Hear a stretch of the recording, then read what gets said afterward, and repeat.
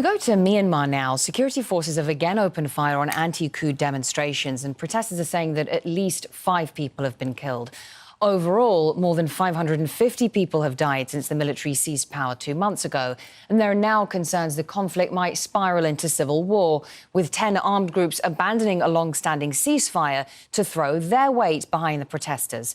Tony Cheng has our report. A wounded man with a serious head injury is carried away from the barricades in Moniwa, about 136 kilometers northwest of Mandalay. This was just one of the towns where protesters are reported to have been shot at by the security services. In Mandalay, they took to the streets on motorbikes, easier to flee when the crackdown comes. And it follows another night of violence. This video from Sanchong in central Yangon shows police standing over the body of an injured man. You can hear the fear in the voices of those filming as they drag the body away.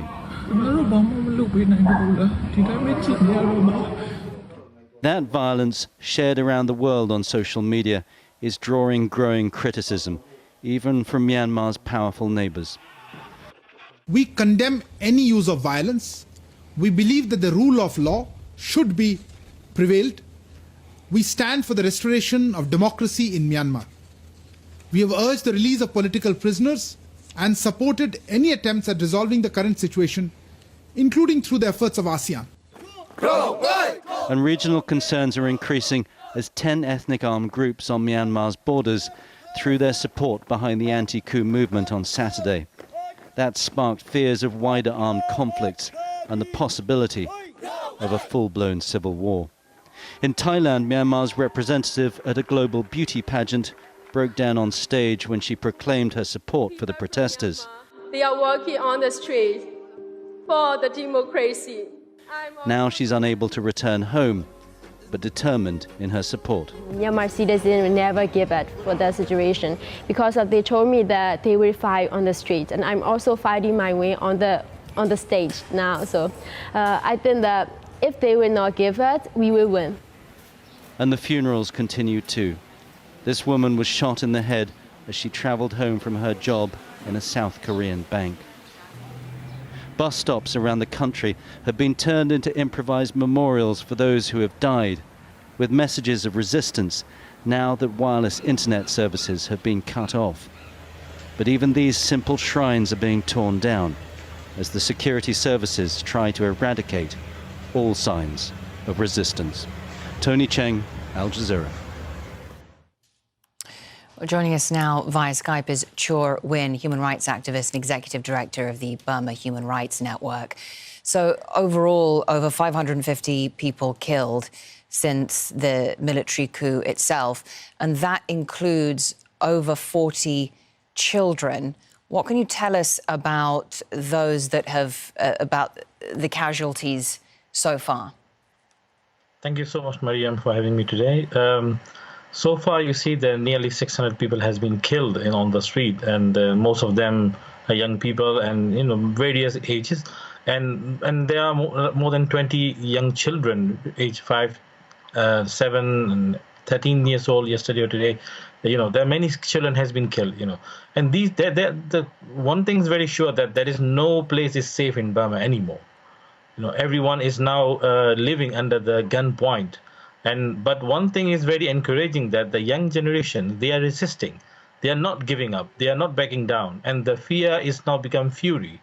And we will see that in coming days, the way they are resisting and they're responding will be getting different and changing.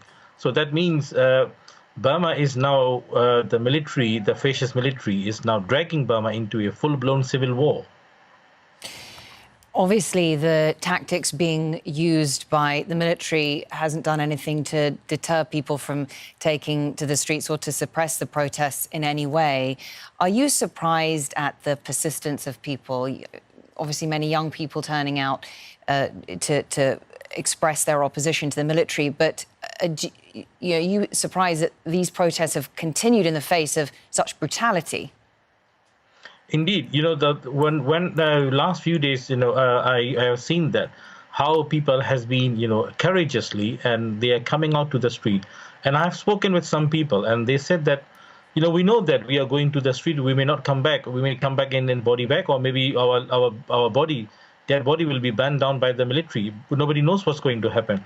But this is enough. Is enough. We cannot take any more. So I think the Burma is right now is heading towards a very dangerous situation, and unfortunately, the neighboring countries are also not supporting properly to the people. Like Thailand is now blocking the border from entering. Those who are sheltering, those who are fleeing from from Karen state, because of the Burmese military has been bombarding using fighter jets on the civilian villages. There are several times they have been bombarding in these days, and there isn't any condemnation from international community for using that kind of weapons against on the civilians in the country.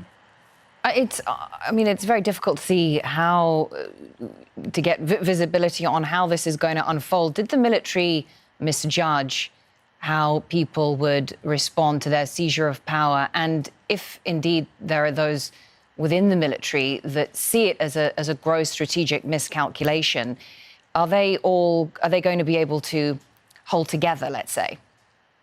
Well, this military is one thing is very sure, that they are, from bottom to up, they are fully corrupted, and their manpower and morality is not that great as before. And we can see that they have a shortage of manpower as well, and they have when you see that in the north there is a KIA, Kachin Arms Group, Kachin Ethnic Army, and in the south there is a Karen Ethnic Army. In the west there is a Rakhine Ethnic Army. In the east there is a Shan Ethnic Army. So Burma is surrounded by ethnic armies, and when they are one time and continue, they are same time they are attacking from all the side, and they are not able to control. And if you have seen from their past 10 years their strategy, they have to sign ceasefire one group in order to attack another group, and when they are finished with that group, they try to ceasefire with this and then move to another group. So they have not capability to attack all sides, to defend all sides. And also now you see that the young people who are defending their cities, there are a couple of cities fully controlled by the public. They have been defending, away from the military. So that means they don't have enough capability to win this fight, this uprising. And young people are very determined, and their commitment, and you can see that they are going to go any further, any distance to defend for their rights. All right, thank you very much, Kyaw Win, for joining us from the Burma Human Rights Network. Appreciate it.